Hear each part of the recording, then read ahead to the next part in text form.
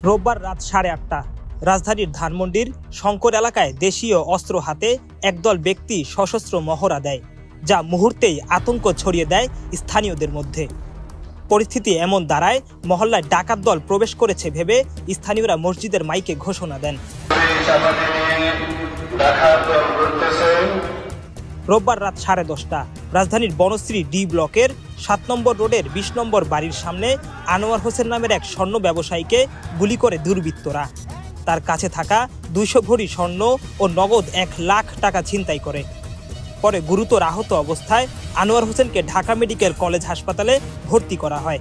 ঘটনার পরপরই সেনাবাহিনী, র্যাব ও পুলিশের সদস্যরা ঘটনাস্থলে পৌঁছান। একই রাতে রবিবার রাত 11টার দিকে মোহাম্মদপুর টাউন হল এলাকায় 3 নারী রিকশায় করে যাওয়ার সময় ছিনতাইকারীদের কবলে পড়েন। তারা হঠাৎ করে ঘিরে ধরে সবকিছু লুট করে নিয়ে যায়। বছিলায় যৌথ বাহিনীর সঙ্গে গোলাগুলি। গত বুধবার রাত 1টার দিকে মোহাম্মদপুরের বছিলা 40 ফিট এলাকায় যৌথ বাহিনীর নিয়মিত টহলের সময় সন্ত্রাসীদের সঙ্গে গোলাগুলির ঘটনা ঘটে।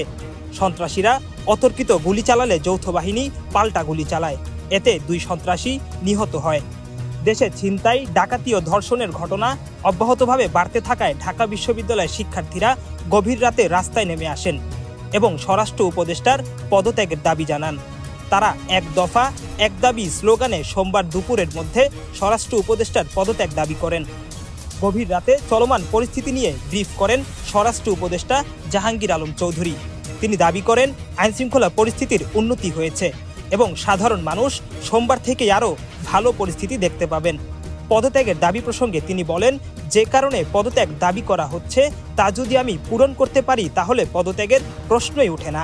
পাশাপাশি তিনি অভিযোগ করেন আওয়ামী লীগ টাকা খরচ করে দেশকে অস্থিতিশীল করার চেষ্টা করছে, যা কোনোভাবেই ঘটতে দেওয়া হবে না বলেও জানান তিনি। নগরবাসীর উদ্বেগ ও প্রশাসনের করণীয় রাজধানীর বিভিন্ন এলাকায় ছিনতাইয়ের ঘটনা ব্যাপক হারে বৃদ্ধি পাচ্ছে। ছিনতাইকারীরা শুধু রাতের আধারে নয়, দিনের আলোতেও নিরীহ পথচারীদের ওপর হামলা চালাচ্ছে। এসব অপরাধের ফলে নগরবাসী চরম নিরাপত্তাহীনতায় ভুগছে। প্রশাসনের কঠোর তৎপরতা ও আইনশৃঙ্খলা বাহিনীর কার্যকর ভূমিকা ছাড়া এই অপরাধ প্রবণতা রোধ করা সম্ভব নয় বলে মনে করছেন অপরাধ বিশেষজ্ঞরা। আইনশৃঙ্খলা পরিস্থিতি স্বাভাবিক করা সেটি মূলত আইনশৃঙ্খলা বাহিনীরই সেটি কাজ। কিন্তু যেহেতু একটি গণঅভ্যুত্থান পরবর্তী পরিস্থিতি, সেই পরিস্থিতিতে আইনশৃঙ্খলা বাহিনী এককভাবে তার পেরে উঠতে বা এই ভূমিকা পরিপূর্ণভাবে পালন করে সকলের নিরাপত্তা চাহিদা পূরণ করতে আইনশৃঙ্খলা বাহিনীর সময় লাগবে, সেটি ঠিক আছে। কিন্তু প্রশ্ন হচ্ছে যে এই গণঅভ্যুত্থানের পরে তো 6 মাস হলো, 6 মাসেও আইনশৃঙ্খলা বাহিনীর যে ধরনের আইনশৃঙ্খলা বাহিনীর কাছ থেকে যে ধরনের ভূমিকা কিংবা তাদের যে পদক্ষেপগুলো সাধারণ মানুষ বা আমরা প্রত্যাশা করি, সেই জায়গাতে বেশ কিছু ঘাটতি আছে।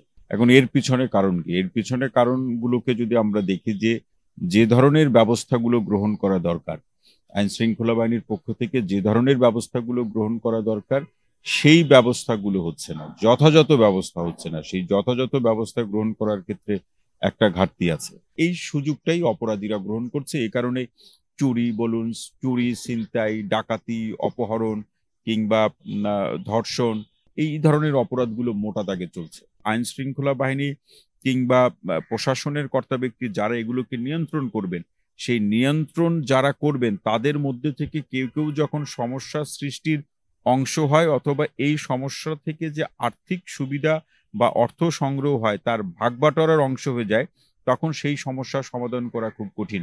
আমরা বিভিন্ন সময় দেখি যে কোনো অপরাধের ক্ষেত্রে, কিশোর অপরাধের ক্ষেত্রে শুধু এই অপরাধীদেরকেই গ্রেপ্তার করা হয়।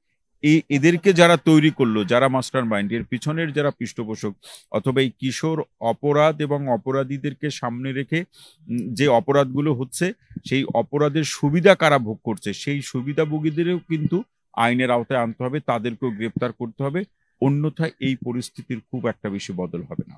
নগরবাসীর প্রত্যাশা, দ্রুত পদক্ষেপ নিয়ে অপরাধীদের আইনের আওতায় আনতে হবে। বর্তমান পরিস্থিতি খুবই খারাপ, বাইরে বের হওয়া আতঙ্কের মতো লাগতেছে। একমাত্র প্রশাসনই তো আমাদের নিরাপত্তার একমাত্র মাধ্যম। তা আমরা চাচ্ছি তারা আরো কঠোরভাবে এটা নিয়ন্ত্রণ করার জন্য চেষ্টা করুক। আবু আবদুল্লাহ রোহিত, দূরবীন নিউজ, ঢাকা।